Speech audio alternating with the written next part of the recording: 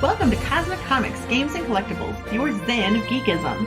We carry comics old and new, magazines, toys, games like Pokemon, Magic, D&D. Want Godzilla, Ultraman, Star Trek, Ninja Turtles, Funko Pops? You'll find it all here. Shop our Cosmic Sound Room and pick up a record or two. Enjoy our Comic Coffee Lounge with a cup of Sasquatch coffee or a delicious menu item while geeking out over a super cool movie on our big screen. Come by and say hello to Maui. Cosmic Comic, Games and Collectibles. Superman loves us, and so will you.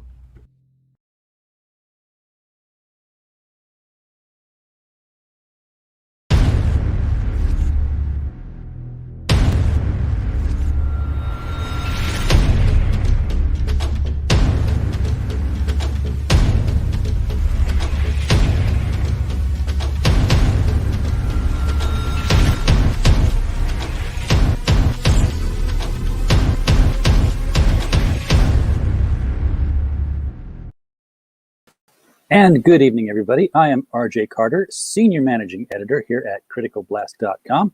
And once more, we are going to talk about some crowdfunded comics.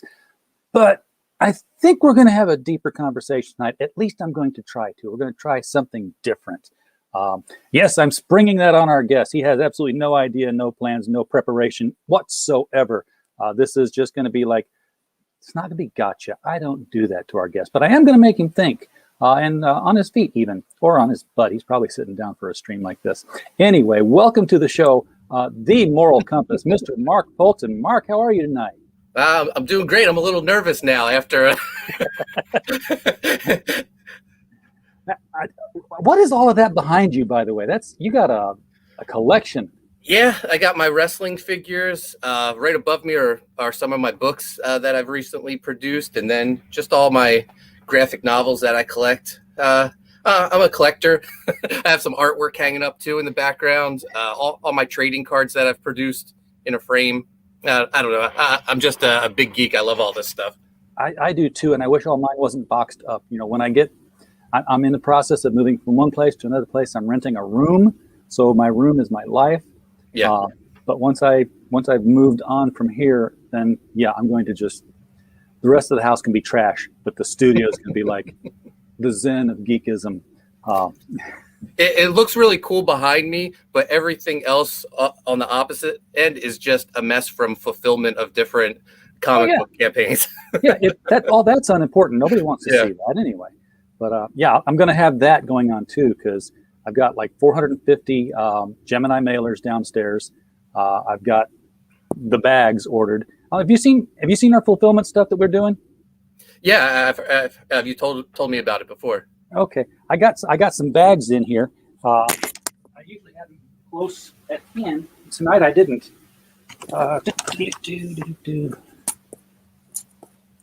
So I've got everything except the actual books to put together. But we've got the bags for Red Eyes 2. Oh, nice. That's going to fit the Gemini mailer, and we've also got the bags for the Embrace. So those are both campaigns we're going to be fulfilling at the same time.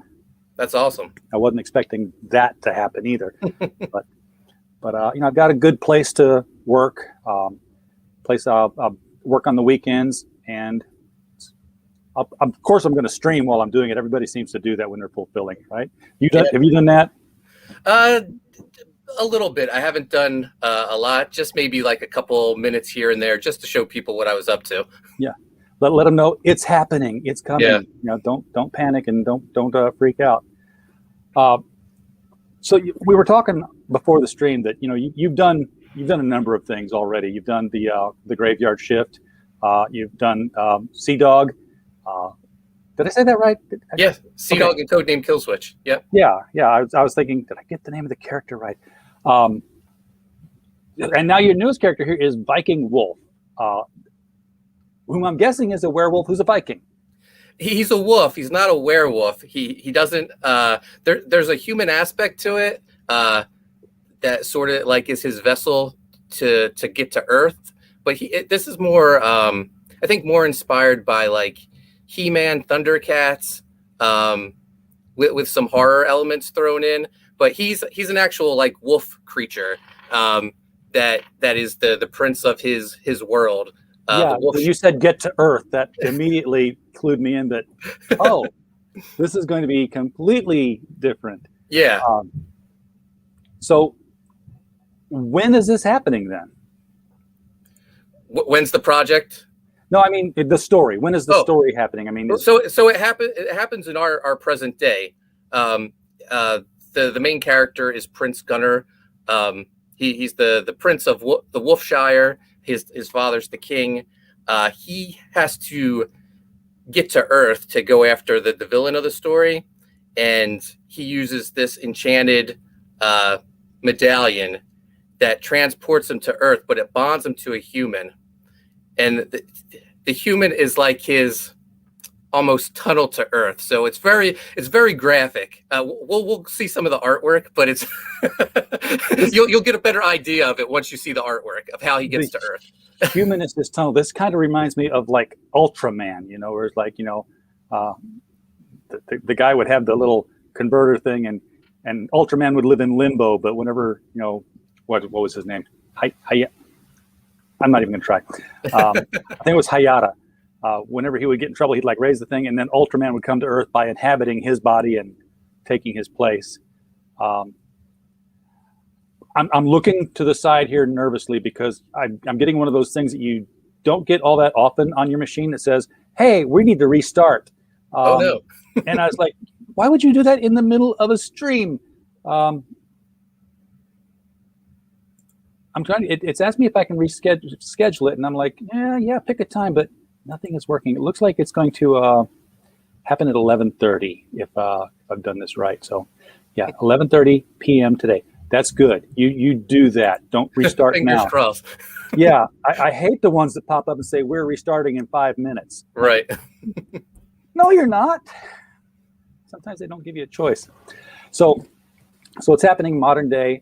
He's got a vessel on Earth that's sort of his way in. Whether or not the Ultraman thing is on the mark or not, we'll find out as we read the story.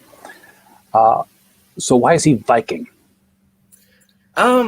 So just the way I create characters, I try to come up with a title first, and I wanted Viking something. I just thought Vikings were cool, and I was just coming up with different things like Viking shark or ridiculous things, and then I came to Viking wolf, and I was like, well, that's really not that ridiculous. That could be pretty awesome.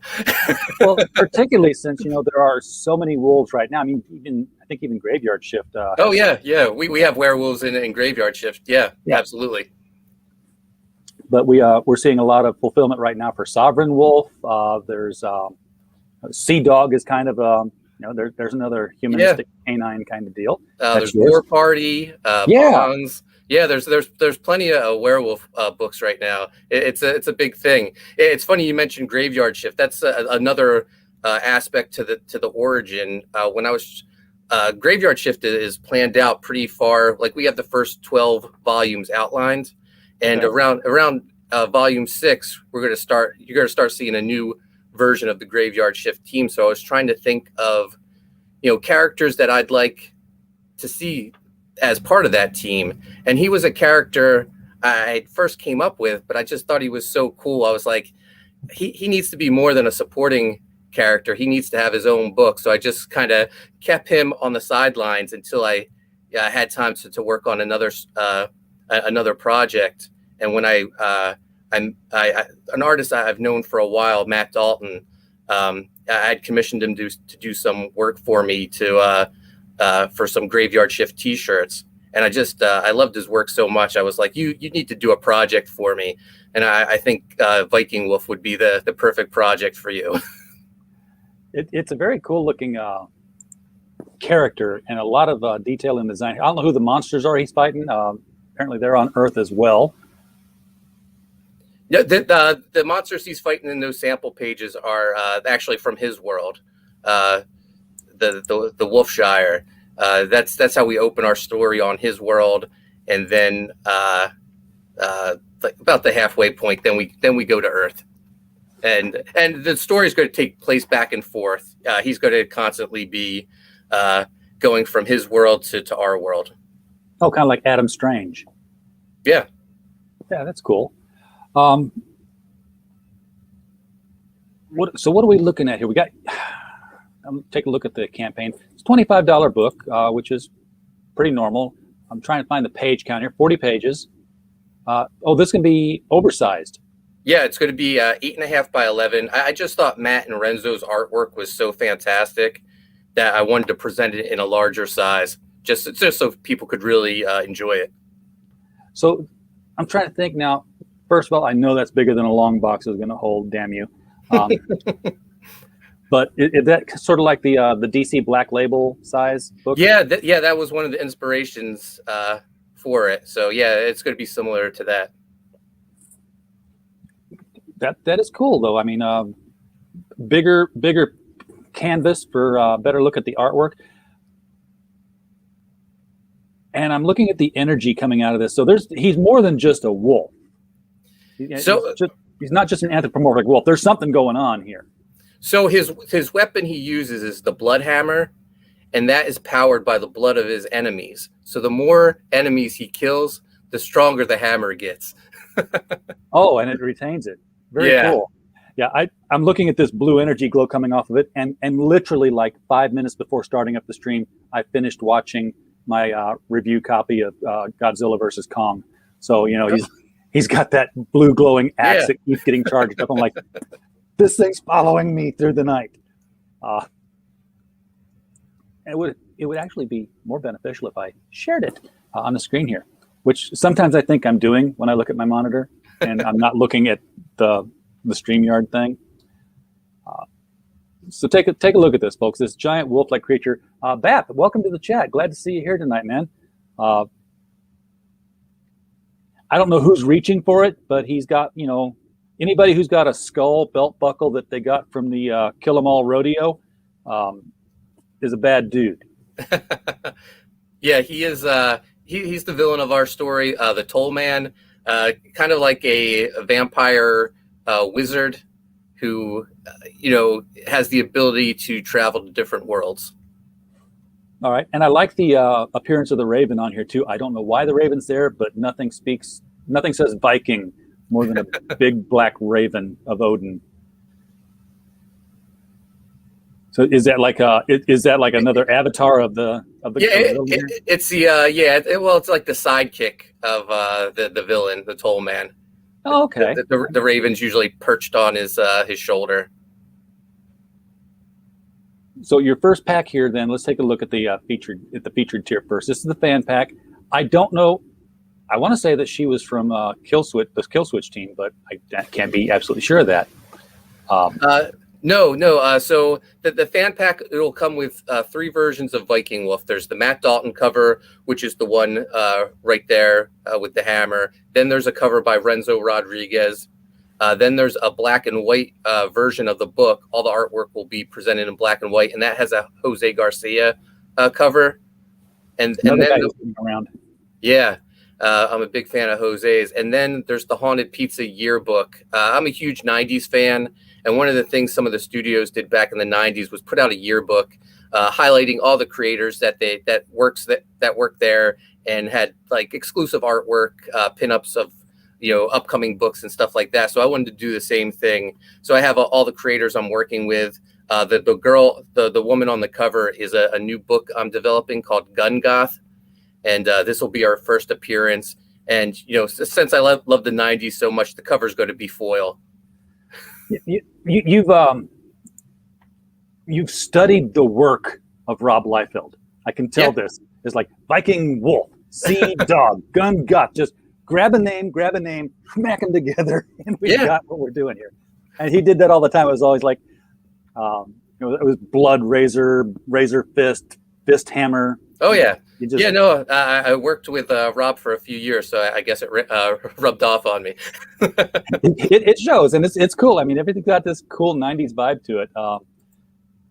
I wear all my loves right on my sleeve. I don't hide it. I'm very proud of that. I love the '90s and the whole comic scene from that era. Well, we all do, and we all did. I mean, Wizard Zine was, I love getting Wizard magazine in the 90s because it told us how cool everything was that was coming up. And more than that, people were actually doing cool things to have the coverage. I mean, I don't think Wizard magazine could exist right now if it tried to do what it did, because the things that it covered aren't happening. There'd be like, it'd be a slow news day every month. Yeah. No.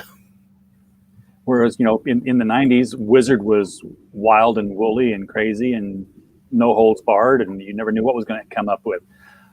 Yes, you are right, Phoenix Animation. 90s was the best era in comics, and possibly in animation as well. I mean, we had our X-Men show then, too. I know you're waiting for me to get to this, so I'm going to get to this. Obviously, the nickname, the moral compass, that's stuck to you, and I don't know its origins. So that's the first thing I want to find out is how'd you get stuck with this highfalutin moniker that carries all this gravitas? The fans gave it to me. I don't know if you're familiar with Leroy. He hangs out in Bancroft's chat a lot. He has his own channel. He does the show The Chat, which is popular. But I don't know. He sort of just started calling me the moral compass. I think because he said I walk the walk. Like, I put the customers first. Last year, I fulfilled 5 campaigns. And to him, I was just the moral compass of Comicsgate. So it stuck. And the true north. Yeah, I like it. I figured, I can run with that. Sure. Well, the reason I wanted to point that out and draw attention to that first is because I want to. Comicsgate is hated by all the right people, but I keep looking back at it because I was there when it happened, and yet I still can't put my finger on it. So I want to ask you, what did Comicsgate do to deserve to be hated, and did it deserve to be hated? I don't think it deserved to be hated. I can tell you how I got into Comicsgate. We'll start there. I was working with John Malin on Graveyard Shift, and then the mainstream industry turned on John after he quit cable, and they were saying all these things about him, which I've known John for 15 years.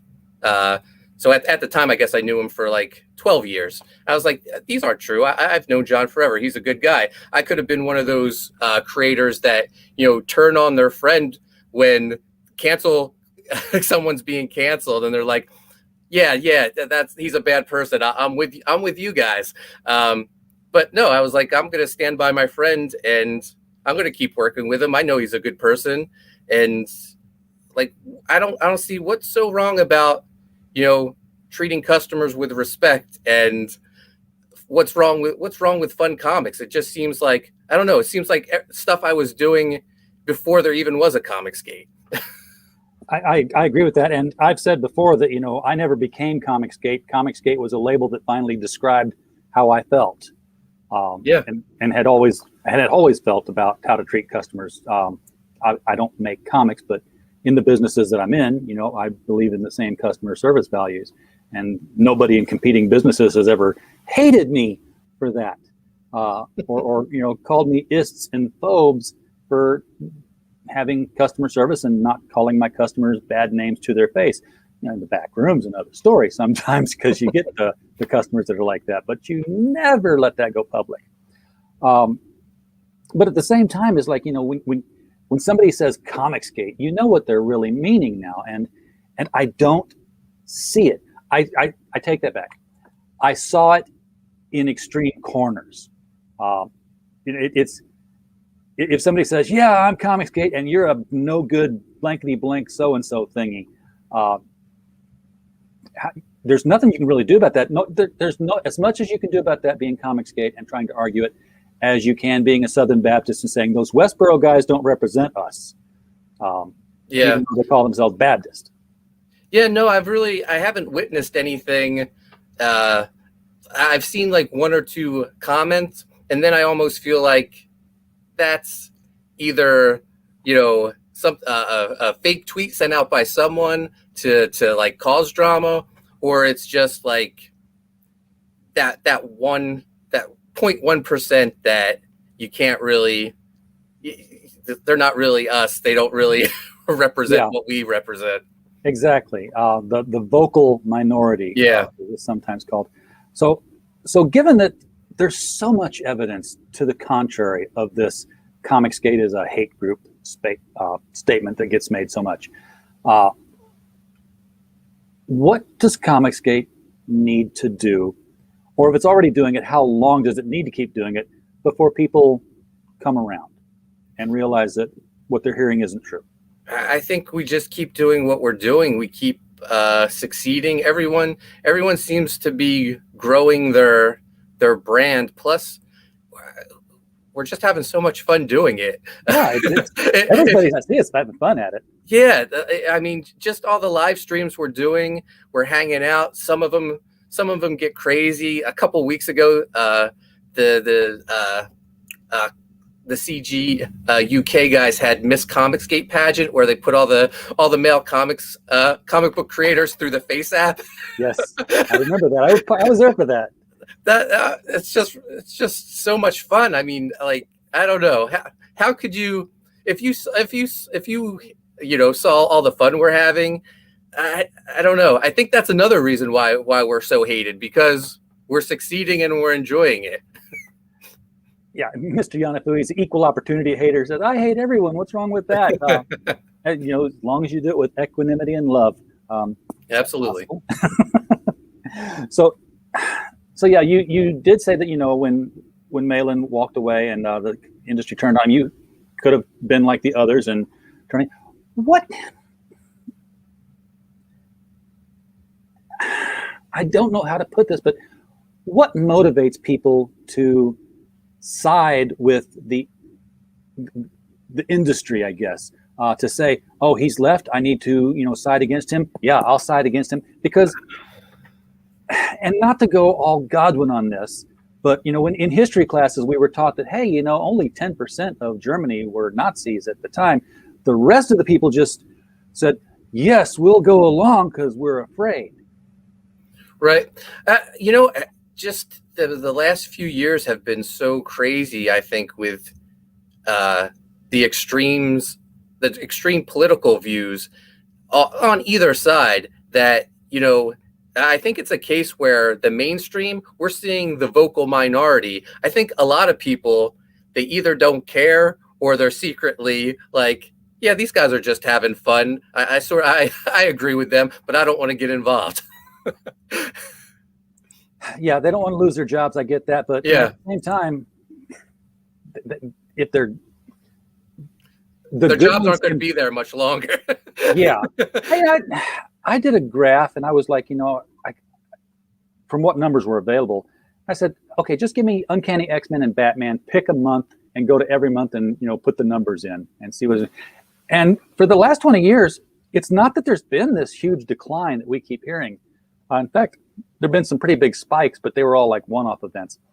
But it's a gradual decline. To hear some of the YouTubers talk, you'd be like, oh, Batman numbers are in the toilet because they're at 80,000. I'm like, well, they're at 50,000. It's like, yeah, but they were at 80,000 20 years ago. It's still downward slope. It's not anywhere near a flat slope, but it's not this dire and sudden surge downward. Yeah, I think it is. I don't know, a little depressing on their.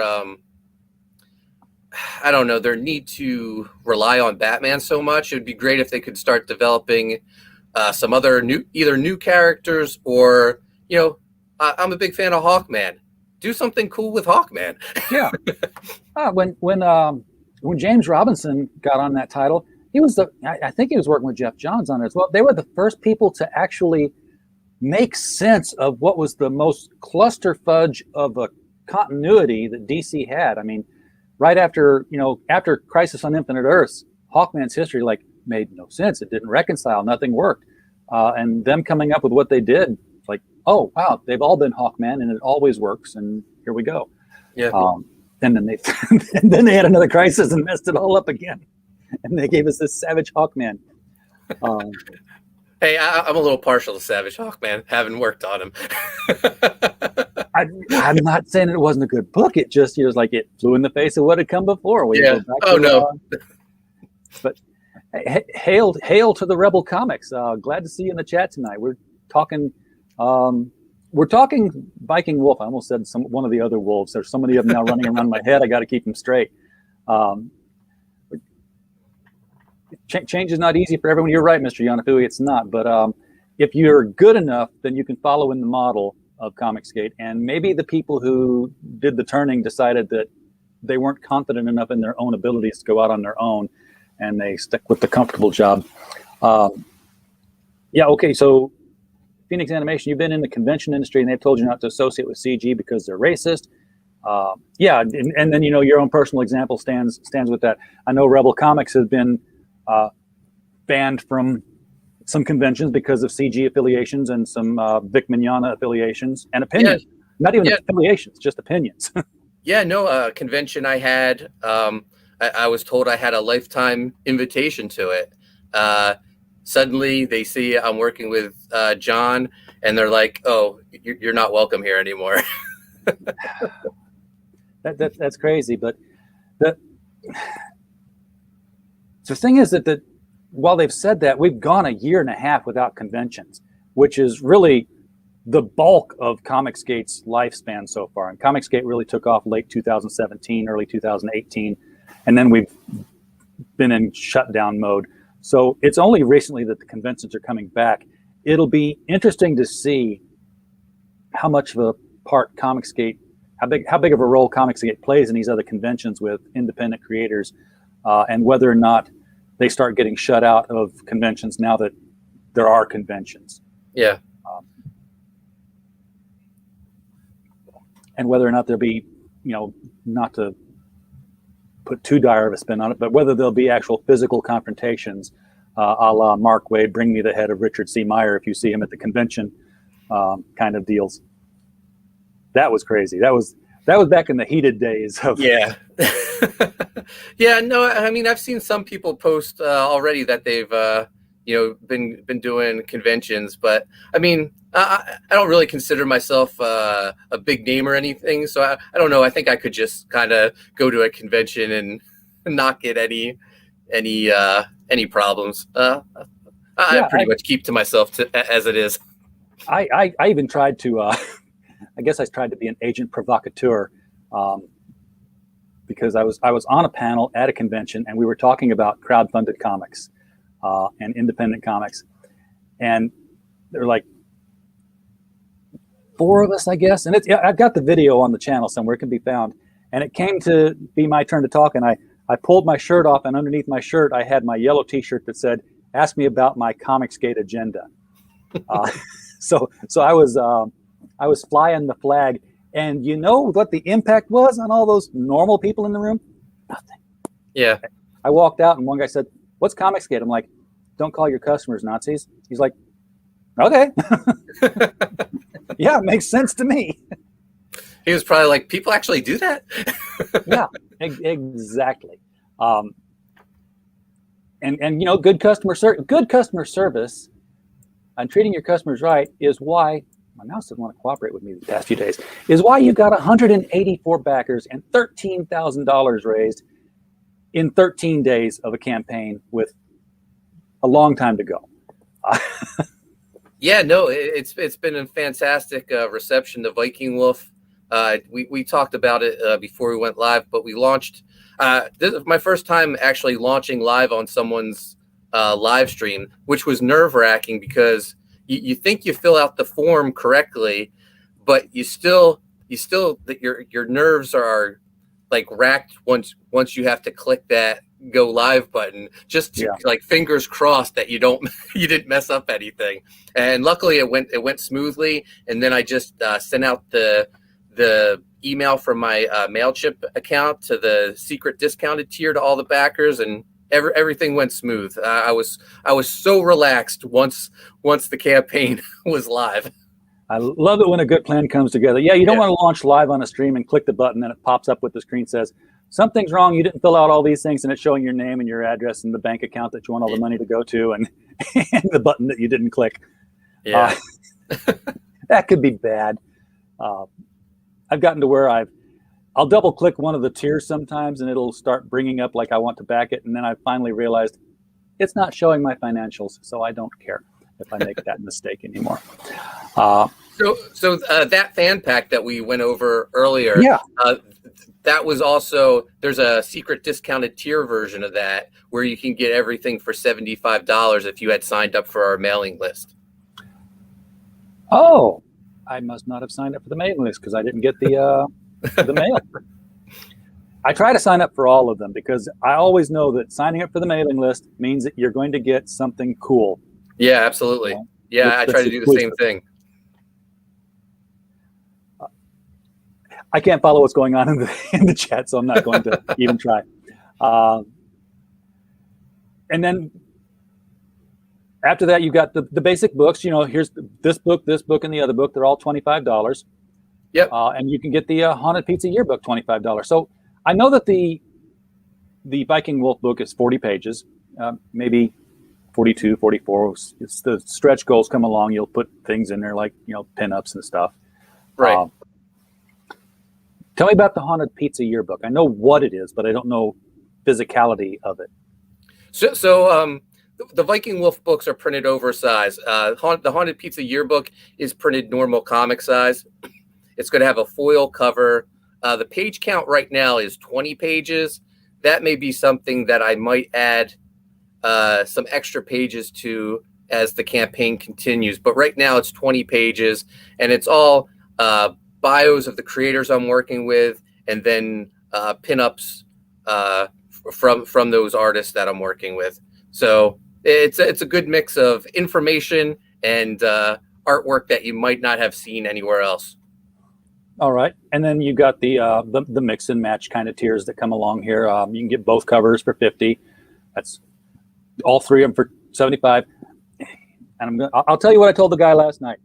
You wouldn't work out well on this American Pickers show, where they do the bundle and discount kind of thing. Yeah, they want a discount. Well, the discount I'm giving is shipping, so you'll get Exactly. You get it shipped for the same. 3 books will ship just as cheaply as 1. Yep. Most of the time. For the sufficiently large enough book, it may go up, but not in this case. Yeah. Now, tell me about the Viking Wolf collector's case, because I'm starting to see these more and more often too. The storage boxes for your comics.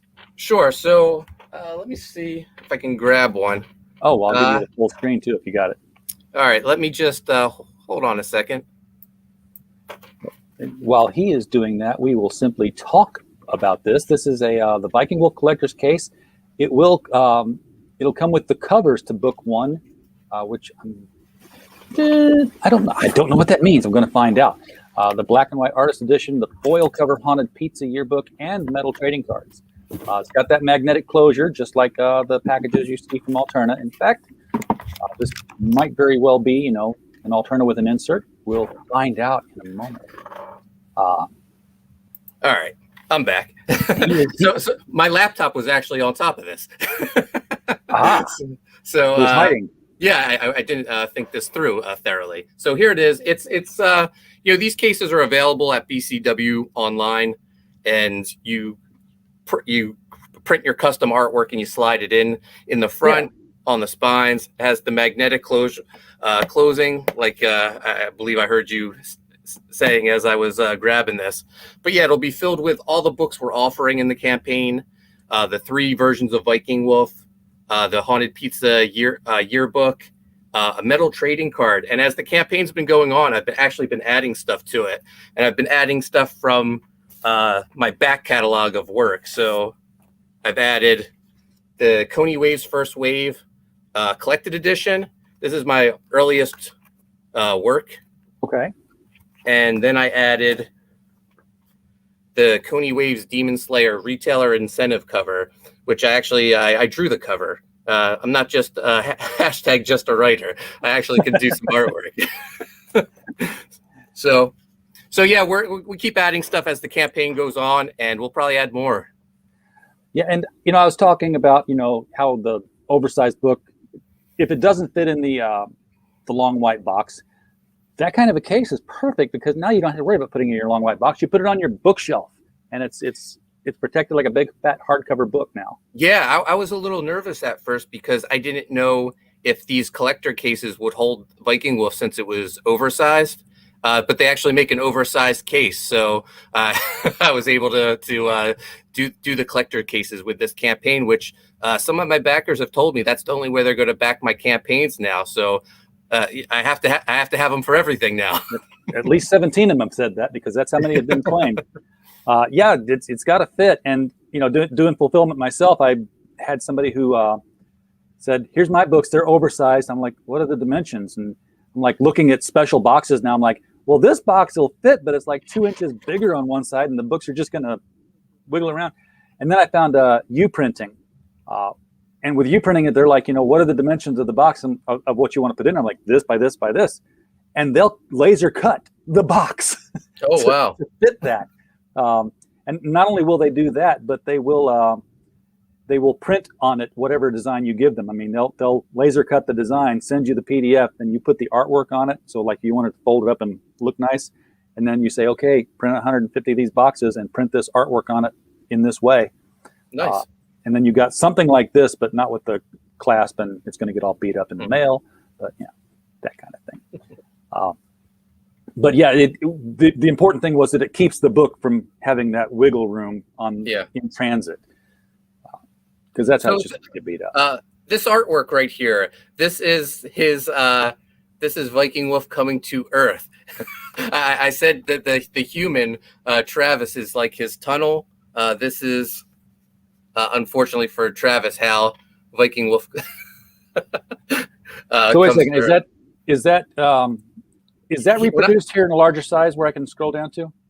No, unfortunately, unless you can zoom in on your end. But he is literally coming through the human. Oh, that sucks. I mean, I made sure to put warning. This is for mature viewers for gore and violence. I mean, how does he's okay though, right? Yeah. He gets put back together every time. Viking. So when Viking Wolf comes to Earth, the human Travis ends up in Viking Wolf's world. He gets put together as he travels through time and space, and he unfortunately has to go through this process every time Viking Wolf comes to Earth. Okay, so when Viking Wolf comes to Earth, Travis goes to wherever Viking Wolf was. Yep, the Wolfshire. Yeah. So what protects Travis? I mean, if he doesn't have Travis, what's he do?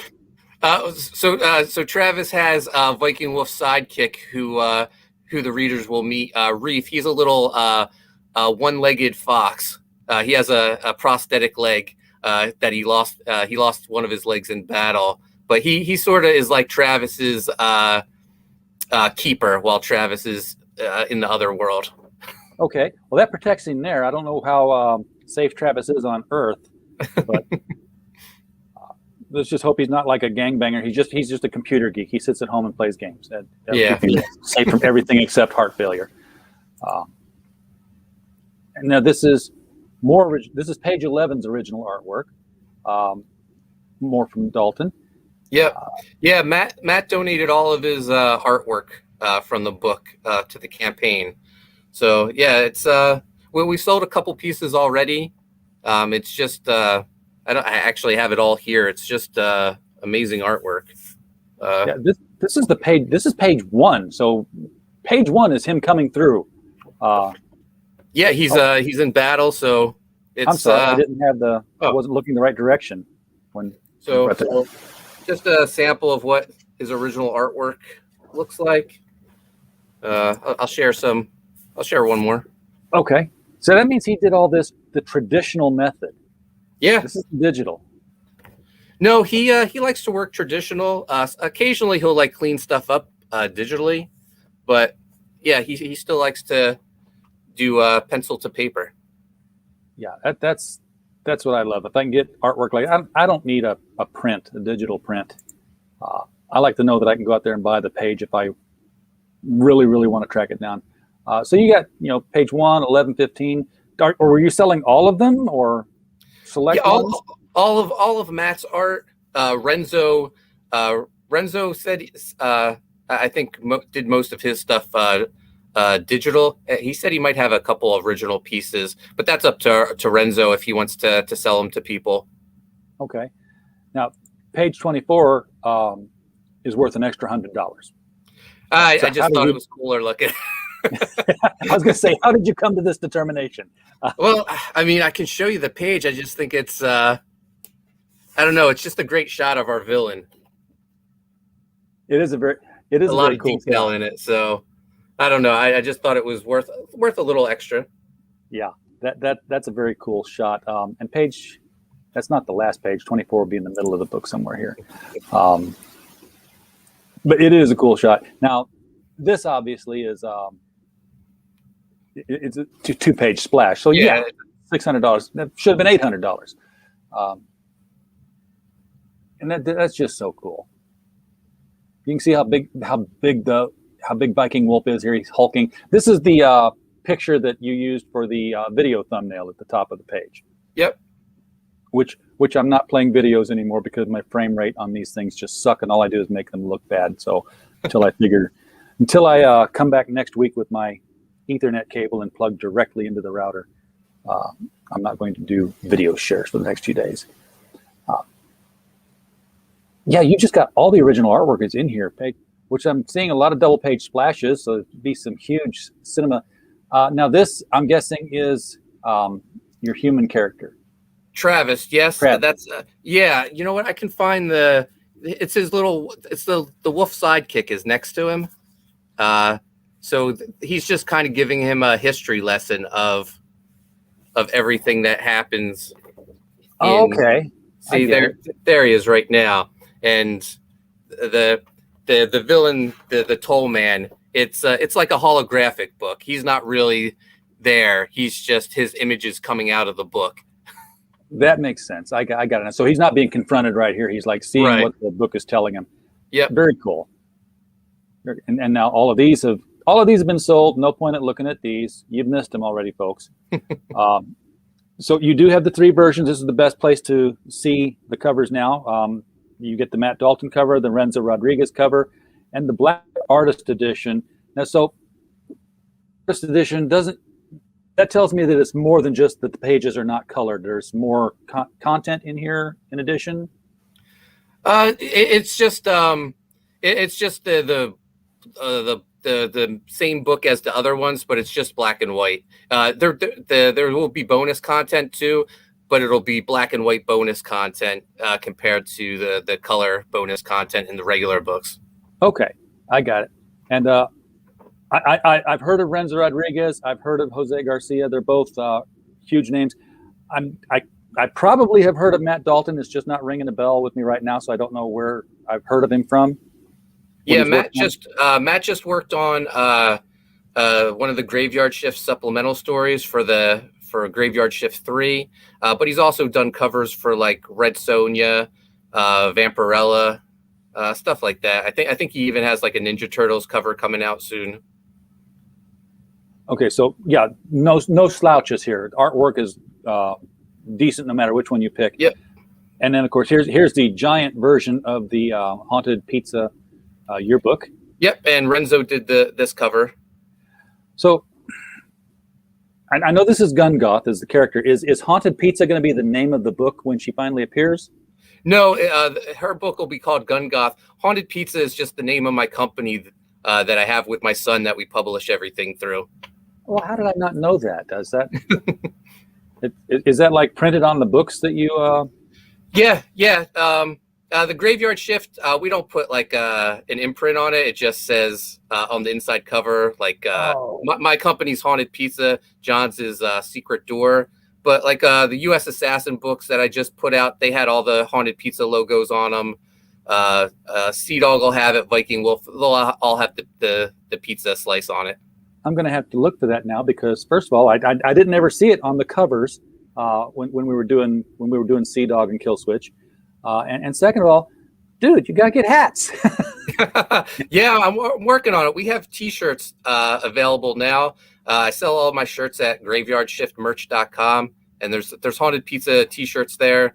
as well as my other properties like U.S. Assassin. Eventually, there'll be some Viking Wolf merch in there too. Yeah, we got to get stickers to slap on laptops Yeah, and lamp posts and bus stops. absolutely. Here's a good shot of the wraparound case. The not wraparound. I don't want to say wraparound because this is a single sheet going in the front and a single sheet going in the spine. Not to mislead anybody here. The magnetic seal case is what I meant to say. I know that I think Alterna is also selling like the blank magnetic cases, but I don't know that they sell them in oversized. And I don't know if it's a better deal for creators or not. This has got the art by Renzo Rodriguez and Dexter Weeks. Now that name sounds familiar. Why do I know Dexter Weeks? Are you familiar with the book Harold, Tesla and Lovecraft? That who puts it out? Action Lab puts it out. He's one of the creators of that book. Plus, Dex has worked with me forever on these Coney Waves books. We started our careers at the same time. I have not heard of that book, but I want to hear of that book now because it's got Tesla and Lovecraft in it, and that's just a huge thing for me. So I love this one. This one I can't get in on this one now because you've already passed 100 backers, but you're going to be immortalized as a minifigure. Yeah. I embraced the whole moral compass thing. I was trying to think of ways to create excitement for when the campaign launched, and just one of the things in my timeline came through for this toy company, Firestar Toys, and they were like, have your brand put on a minifigure. And I was like, well, I could probably make a minifigure that looks like me if I could find the right type of hair. Yeah. So we put the Haunted Pizza logo on his chest, and the plate, the stand has the moral compass, Mark Poulton Haunted Pizza LLC on it. And I was nervous when we launched because I was like, the last thing I want is for these things to stay available for like days. It'll just seem like there wasn't any excitement, but there really was. People actually wanted it, which cracks me up. Yeah, I know that Lego. I've got an ATST up there, which I bought and put together because had the Cara Dune minifigure in it. It was the only one, and they were going to be retired. And you know how the whole Cara Dune thing is. I'm like, I'll get that because it might be worth something someday. But I know that there's always the thing in the back of the book is like, did you miss this piece? It is this number. Go to Lego and order this piece, and we'll send it to you. So I know you can get individual minifig pieces, and I can't believe that Lego.com does not have an app on there that basically is, all the hair, all the heads, all the torsos, all the legs, and just scroll and, put your character together. And it's like, yeah, that's the one I want. Give me these pieces and send it to me. That seems like if I was in their IT department, I'd be like, that's a no-brainer, guys. Come on. No. Like when I go to the Lego stores with my son, sometimes they'll have to create your own, especially at Legoland. You can make your 3 custom characters. We'll like go through it to see if we can actually make like certain either like us or like characters we've worked on or whatever. But obviously it's a limited selection of what's physically there. Getting them from the actual Lego Corporation, you would think I would do it. I would be ordering those things all the time. Now, I was gonna say you're going with the moral compass, and I'm like, why? I'm saying, why didn't he do this? Because I'm thinking, well, maybe no company actually makes those, but it would be cool if you branded a compass. I looked into that. I couldn't find to get a custom compass. The best I could do was a custom compass paperweight. And I was like, well, that's going to add a lot of weight to every package I send out. Yes, it would. No, you just need one of those cereal box compasses. And the needle should be like a pizza slice with the thing that points north, and north should be like, this is the way. No, Well, you probably can't say that, but I like the way you think. the best thing I ever do, Mark, is spend other people's money for them. I was like, if you want to know something cool that goes with your book, ask me, and I'll tell you what to do. It's up to you to find how to do it and spend the money. Now, I saw 100% complete, and I left off the D. I'm like, wait, you can get everything you've ever done in one batch here? That'd be great. No. I just want to let backers know they can rest assured they're going to get their book. That's everything I've produced in the last 3 years, and everything except Graveyard Shift 3 and Sea Dog 2 hasn't fulfilled yet, but they'll fulfill in the next 2 months. Yeah, this is 30 titles right here. That's a body of work that's unparalleled pretty much in crowdfunding, I think. I don't know like to anybody stay busy. I mean, the biggest one I had known up until now was Miskatonic High, because they've done 13 consecutive issues of the same title, and putting one out every 3 months too, by the way. Yeah. So it was like, not only are they prolific, they're consistent in their schedule.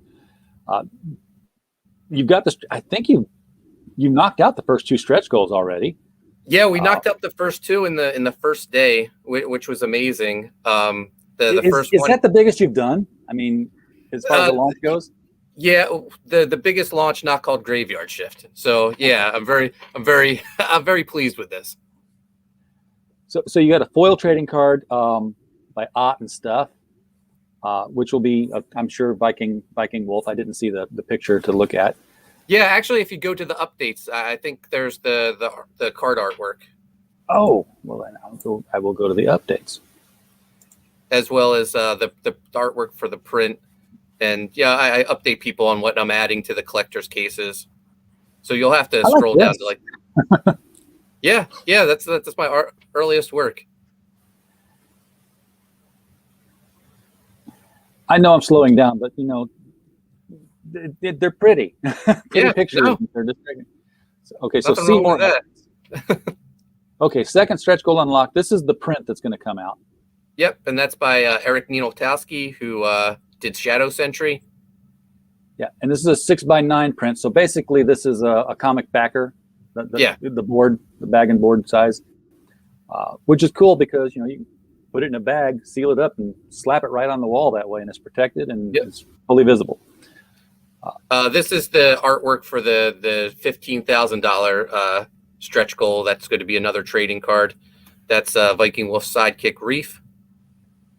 And Mike McMahon. Yep, Mike McMahon did the artwork for that. He's my co-creator on U.S. Assassin.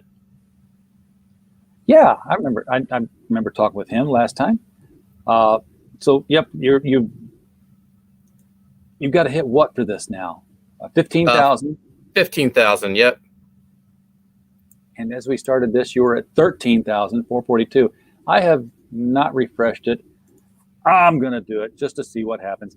Hey, Mike Walters in the chat. Good to see you there. We're just yeah, okay. It's always embarrassing when I reload it and nothing happened, which means I'm embarrassed a lot. But but there's always the replay. And by the way, if you are wondering how to get this, folks who are watching now or watching on the replay, the link to the Indiegogo is the first thing you'll see in the description below this video.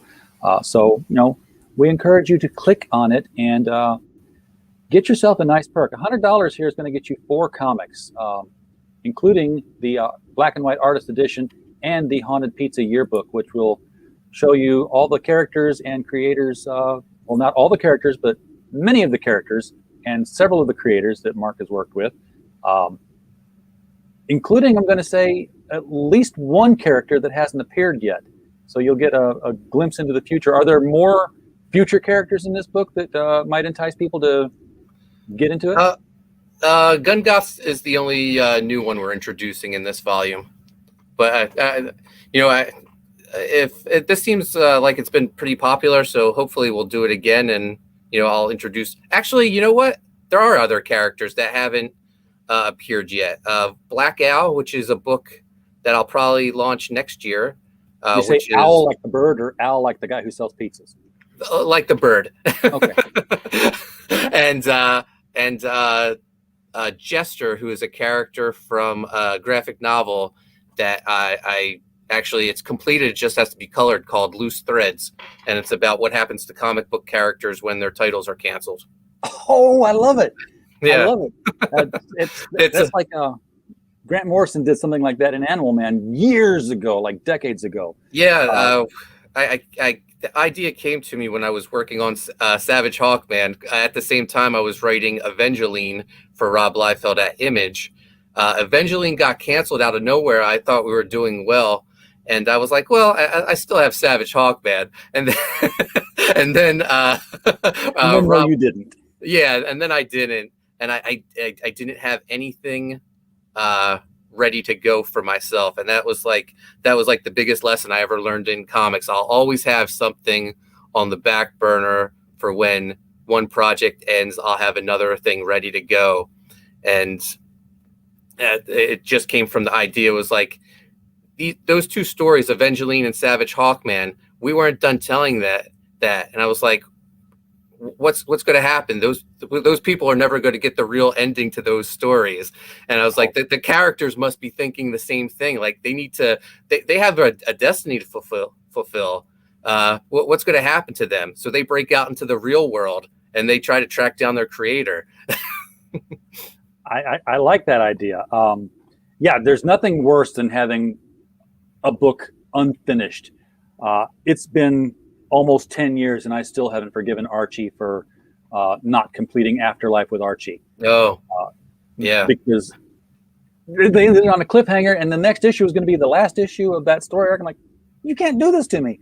But, you know, they were working on Riverdale and the guy had more stuff to do. So you mentioned, too, that Viking Wolf, you create him as a character who's going to become one of the Graveyard Shift halfway through the large story arc that you're telling, which tells me obviously he's in that universe. Then are all of your characters in that universe? Yeah.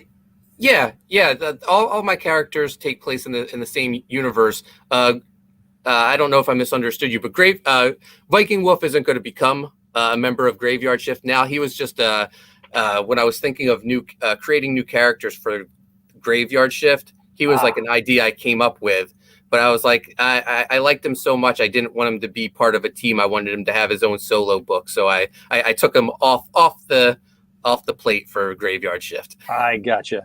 But he was, that was his plan, and then you made it his own. But he does exist in the world of Graveyard Shift. So yeah. Actually, the next volume of U.S. Assassin, they'll be crossing over with Graveyard Shift, and then we'll see Viking Wolf and Sea Dog pop up soon in the pages of U.S. Assassin as well. All right, because I can definitely see Gungoth interacting with the characters from Killswitch, codename Killswitch. Yeah, absolutely. got that same look and vibe and feel to it, which, you know, same creator, so it makes sense. Is there anything about Viking Wolf here? I'm going to give you one criticism. I hate that logo. I can't read it every time I look at it. It's like, I don't know if it's the text, the metal texture behind it, but it's like I can't make out the letters until I get away from it. But everybody else is probably going to love it. So what do I know? It's funny. When we were deciding on a logo, I was talking to Matt Dalton. He says, I think it should look. He was thinking the same thing. We hadn't even talked about it. He said it should look like an 80s heavy metal logo. And I was like, I was thinking the same thing, which was weird. And I had someone, I sent him some like logos of like Judas Priest and I don't know, Exodus and other 80s metal bands. And I was like, could you do something like that? And Peter DeLuca is the name of the artist that designed the logo. And he sent back that. And I love it. It just, I don't know. Maybe because I was an 80s kid and loved hair metal and, you know, had the patch on the back of my denim jacket. Oh, yeah. Well, it also, for my eyes, it may just be that the background is not stark enough of a contrast. Yeah, like if it's on all black, it looks fantastic. I think it probably pops then. Yeah. Yeah. And when it's foil on a comic cover, then it'll be even more so. It's like that's just been something that's been bugging me. Look at this. I'm criticizing my guest over something he put out while I've got him on the spot. That's horrible, horrible thing to do. I say it out of love and respect and wanting things to be better. I really do. I don't ever bring anybody on here for a gotcha to put you on blast or anything. I would never do that. Except one guy. And he brought himself on. Anyway, is there anything else about Viking Wolf that we should know before we close out tonight, Mark? I didn't cover? I think we may have covered it, but the book is already done. All the artwork, all the colors are done. Once the campaign ends in 60 days, at the end of 17 days, we're going to do another 30 days. And once those 30 days are over, we're going straight to the printer. So the campaign will end late July. I hope to start fulfilling by late August. Are you going to stay in demand up until August, or? Yeah, I'll stay just in demand for it. Yep. Right. No, I'll keep the store in demand. And once it's gone to the printers, are you going to launch another one, or do you have one ready to launch? Yeah, Mike McMahon and I are working on U.S. Assassin 3. Mike is actually, I think, only 6 pages away from completing it, and that was 60 pages of art for Mike. Renzo Rodriguez did a Bazooka Dog backup story for us. Nice. So yeah, we'll have close to 70 pages of content for the book. That'd be a big book. All right, we'll be looking forward to that, folks. Be sure to click on the link to the Indiegogo. Get out there and get Viking Wolf Book 1, which means there's going to be more. Do you know? Got an idea? Is this like do you have an end in sight, or is this going to be like your ongoing superhero title where the new adventures just keep coming? I would love to keep doing it forever. The main storyline should be wrapped up by Volume 3, and then we'll see where it goes from there. But I've already started writing Volume 2. Matt and Renzo are excited to get started on it. So yeah, we'll be together for a while. 30 books getting funded in 24 hours all the time now. You're doing something right, Mark. So thank you. You've earned the title of the Moral Compass. And folks, if you want to know how to crowdfund successfully, Napoleon Hill wrote a book one time called Think and Grow Rich, and it was all the ideas about, if you want to be a rich person, these are things. All he did was hang around rich people and see what their habits were and say, copy them. If you want to be successful in crowdfunding, copy him. Just copy him. Blatantly rip off his, not the artwork, just his style, what he does, put out books and fulfill them. Everything he does, just walk in his footsteps and you will be fine. Mark, thank you so much for bringing Viking Wolf to us tonight. And we do appreciate the candid conversation we did get out of this. Folks in the chat, we appreciate you being here as well. We don't have a show without you. As always, I encourage you to share the video, not for my numbers because I don't care, but to get Viking Wolf in front of more eyeballs so they can find out what it's about and click through and purchase the book. It's always about our guests. It's not about me. And as always, we just hope you had a blast. Good night.